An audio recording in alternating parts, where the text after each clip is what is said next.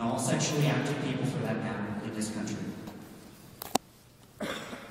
The Supreme Court will decide whether those living with HIV/AIDS must disclose their HIV status to their sex partners regardless of whether there's any risk of transmission.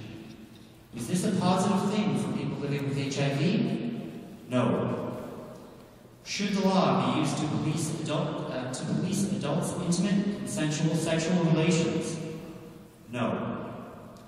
Will this protect people from getting HIV? No.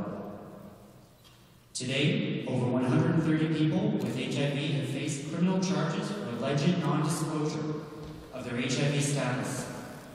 More than 65 have been convicted, 55 were sentenced to prison sentences. We have already seen untold miscarriages of justice in cases of HIV non-disclosure. People have been convicted where there was no rational risk of HIV transmission. Condoms were used where the person living with HIV was uninfectious.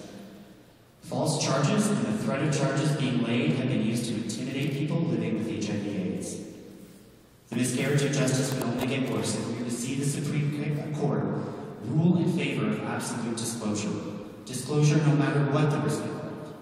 Mandatory disclosure backed by criminal charges and potential life imprisonment amounts to HIV persecution. This is a complex issue. To highlight the many sides of it, we've asked 4 speakers to share with us their perspectives tonight on stigma, on public health, on justice, and on the negative effects of criminalization on women and people from racialized communities. Before we start with our speakers tonight, I would first like to call up Lady Justice and our STD prisoners to share with us pieces of the legal battles that have brought us to this point. Can we welcome them, please?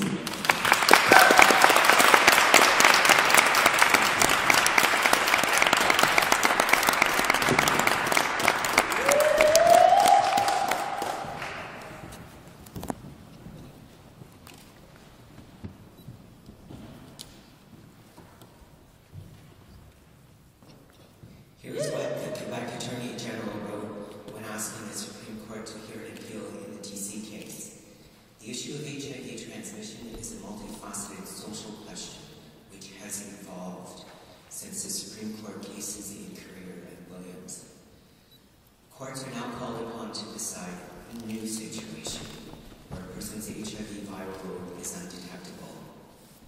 We emphasize that a person infected with HIV who has an undetectable viral load remains nonetheless a latent vector of transmission who can be reactivated at any time.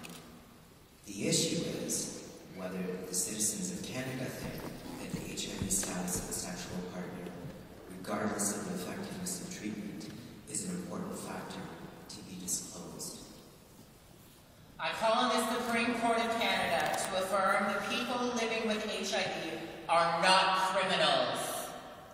To affirm only that rational and measured use of criminal law can promote HIV prevention. To affirm the rule of law, justice and fairness should outwin public opinion. Let fairness and reason prevail over prejudice and ignorance. Let justice prevail.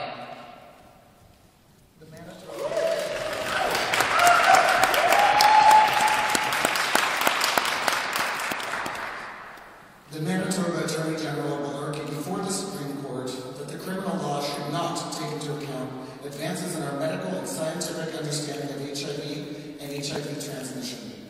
That every person living with HIV has a criminal law duty to disclose their HIV status to every sexual partner, regardless of whether the sex involves any risk of HIV transmission.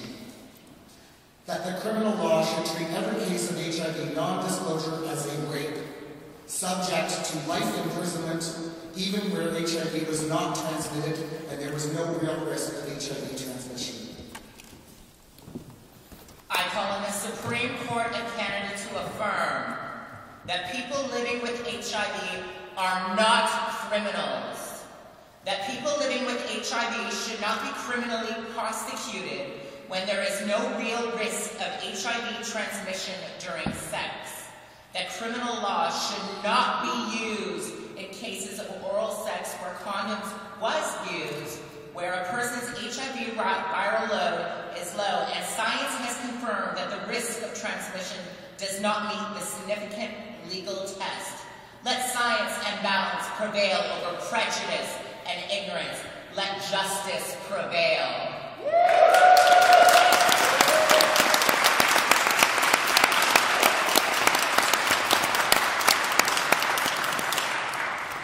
The Quebec Attorney General will argue before the Supreme Court that everyone has a right to know if every sexual partner has HIV, hepatitis B, hepatitis C, or herpes, regardless of whether there's any risk of passing on those infections during sex.